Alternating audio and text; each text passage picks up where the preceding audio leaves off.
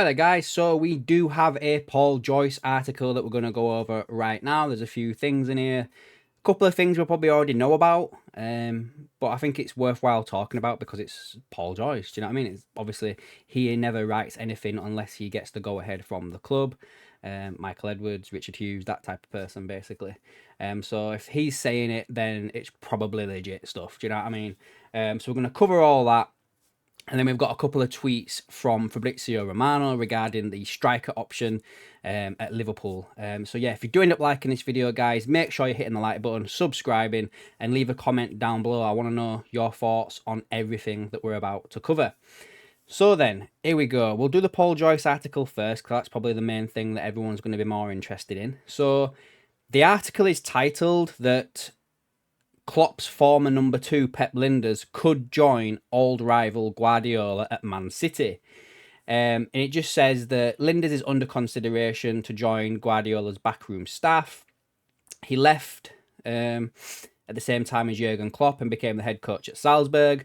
And then he has been on gardening leave since December due to bad results, basically. He was interviewed by Norwich, but they decided to go elsewhere. And a lot of Guardiola's assistants have left since the contracts have expired. It just says that Lijnders is an option and Kolo Touré is also. Now, into the stuff that's a little bit more relevant to Liverpool. He mentions that Luis Diaz has become the latest Liverpool player to attract interest from Saudi Arabia, with Al-Nassr monitoring his situation. Isn't that the same team that Ronaldo played for and his contract has expired and they've not signed him up for? So maybe they see him as a potential replacement for Ronaldo. If that's the same team, I might be wrong. Says the Colombian forward has enjoyed a good season under Slot, scoring 13 goals, providing 7 assists when deployed on either the number 9 or from the left wing. He's got 2 years remaining on his contract, and there's been no movement so far to broker an extension. And Barcelona have been following Diaz, although the Catalan club have also been interested in Marcus Rashford, who I do think could be a little bit cheaper than signing Diaz for Barca. But it is Al-Nassr there because it says there that Al-Nassr are looking to persuade Ronaldo to stay, but there are suggestions he could move to Al-Hilal for the Club World Cup, so he could go to a different Saudi club. So for this, guys, for me, like, I think if Luis Diaz leaves Liverpool this summer, he only goes one place, and that's Barcelona. So me looking into this a little bit, I could be completely and utterly wrong. And the fact this is coming from Paul Joyce, who's obviously writing for the club, as I mentioned previously, I think Liverpool want to get this interest out there to try and push Barcelona to hurry up. And, you know, if you want him, come and get him. Because if you don't get him, we'll send him to Saudi Arabia. Do you know what I mean? So we'll have to see what happens there with that one. But I do probably fully expect Luis Diaz to move on. Joyce moves on to say that Al-Hilal have also been linked with Darwin Núñez, whose future at Anfield is more uncertain than that of Diaz, given that he ended the season basically on the bench. And then there's these here, right here, guys. At the bottom, he's got a nice little claim here for Liverpool fans. Is Paul Joyce has said, so again, this is coming from Edwards, Hughes, whatever you want to say, Liverpool are planning to spend heavily in the transfer market this summer, with negotiations ongoing for club record signing Florian Wirtz.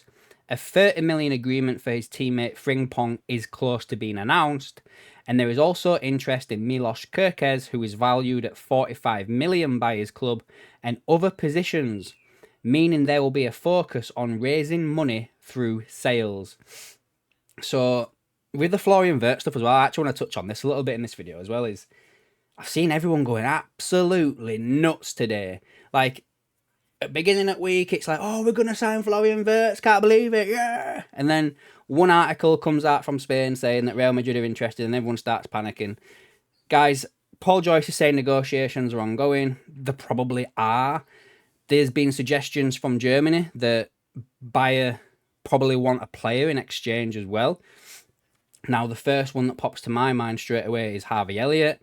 Or you could even potentially go for Kwanzaa now that Leverkusen have lost Jonathan Tah to Bayern Munich. Now, if a player is involved in this type of deal, then that makes the deal more complicated because it's not just a situation of, right, we've agreed a deal with Wirtz, we've agreed a deal with Bayer Leverkusen, but then the player that we're sending over has to agree a contract deal with Bayer Leverkusen and has to want to go. Liverpool cannot force Harvey Elliott or Kwanzaa to go to Bayer Leverkusen. The player has to agree to the move. And that could be potentially what is holding the deal up. I don't think it is that. I think it's maybe a money situation, and Liverpool will do either Elliott or Kwanzaa as a separate deal altogether. Do you know what I mean? Instead of including them in the deal. It might be a case of, you know, like last year when Newcastle were going to buy Gomez from Liverpool for 40 million, and then Liverpool were going to buy Gordon from Newcastle for, what was it, 70 million or something, and there's a 30 million difference. It could be something like that. Anyway, that's it, what I wanted to mention about the Wirtz stuff. Frimpong, I'm not worried, guys. He flew into the country the other day. I would be surprised if that's not announced by the end of the week, with the transfer window opening on Sunday, do you know what I mean? And then Milos Kerkez, I would be shocked if he did not come to Liverpool. The amount of stuff he's been liking on social media, the link with Szoboszlai, I say I'd be shocked if he was not a Liverpool player, Milos Kerkez. I think everyone just needs to calm down a little bit. The window opens Sunday. I've decided I'm going to be doing a few live streams every day, from the 1st to the 10th, just to keep up to date with everything that's going on, and depending on how that goes, we might do that when the transfer window officially opens, properly, towards the back end of June or whenever it is, I can't remember. But anyway, guys, that's it for the Paul Joyce portion of this. Now, moving over to Fabrizio Romano. Now, I just want to share this little bit with you here. So on here, you can see here that it says that he understands that Arsenal have started moving initial concrete. Arsenal have started moving initial concrete talks for Šeško deal. I don't know what that means. He's always been high on the recruitment team management in Arteta's list, with attempts to get the deal done rejected in May 24 and January. Now Šeško will leave Arsenal on it. The reason why I'm mentioning this is because I believe Benjamin Šeško is an option for Liverpool in the striker position.